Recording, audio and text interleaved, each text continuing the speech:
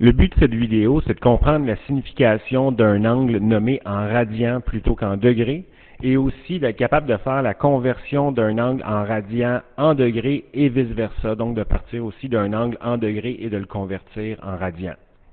Donc, qu'est-ce qu'un radian? Bien, un radian, c'est la mesure d'un angle, donc on voit ici notre angle qui correspond à un radian, qui intercepte un arc de cercle, l'arc de cercle est ici, qui correspond à la mesure du rayon. Donc, lorsque le rayon correspond à la mesure de l'arc de cercle que l'angle intercepte, c'est donc dire que l'angle correspond à 1 radian. Donc, l'idée, c'est de trouver combien il y a de radians ici dans l'angle total d'un cercle, l'angle au centre total d'un cercle. Donc, ce qu'on sait, c'est que si 1 radian, on regarde la proportion en haut, si 1 radian intercepte un arc qui mesure r centimètres, combien de radians vont intercepter le cercle au complet, donc la circonférence du cercle, qui sera de 2 pi r centimètres. Tout ce qu'on a à faire ici, c'est le produit croisé. Donc, 1 fois 2 pi r divisé par r, ce qui donne 2 pi r divisé par r, donc 2 pi radians. Donc, ça ici, c'est une correspondance qui est très importante à connaître, comme quoi que 2 pi radians correspondent à 360 degrés. Ce qui fait que, comme 2π est d'environ 6,28, ben, on pourrait dire qu'il y aura l'équivalent de 6,28 arcs de cercle qui mesurent l'équivalent de 1 rayon pour faire la totalité de notre cercle, si on complète comme ça ici. Bon, maintenant qu'on connaît cette correspondance-là, le but va être de trouver la conversion de radian en degrés et de degrés en radian.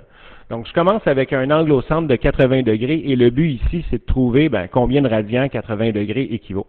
Donc, ce qu'on sait, c'est que 2 pi radians donne 360 degrés. Maintenant, ce qu'on cherche, c'est combien de radians vont équivaloir à notre 80 degrés qui est notre angle au centre ici. Tout ce qu'on a à faire maintenant, c'est le produit croisé. Donc, x sera égal à 80 fois 2π sur 360. Et si on réduit tout ça, bon, 80 fois 2 donne 160, ça fait que 160π sur 360, maintenant on peut le réduire, donc 160π sur 360, je peux me débarrasser des zéros, je divise par 10 en haut et en bas, j'obtiens 16π sur 36, qui se réduit encore une fois, qui va donner 8 sur 18 et éventuellement 4 neuvièmes, toujours avec le pi, donc 4π sur 9 rad, qui est l'équivalent de notre 80 degrés. Donc, on pourrait dire que notre 80 degrés ici est égal à 4π sur 9 rad. Maintenant, qu'est-ce qui se passe si on fait le contraire? Je pars avec un angle en radian à droite de 3π sur 5 rad et on veut son équivalent en degrés.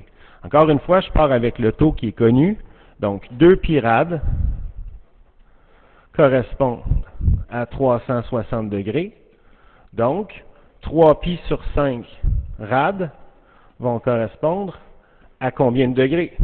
Et encore une fois ici, ce qu'on va pouvoir aller faire, c'est de trouver son équivalent en degrés. Donc, je vais juste me faire un petit peu de place ici. On va faire le produit croisé. Donc, x est égal à 360 fois 3π sur 5 divisé par 2π.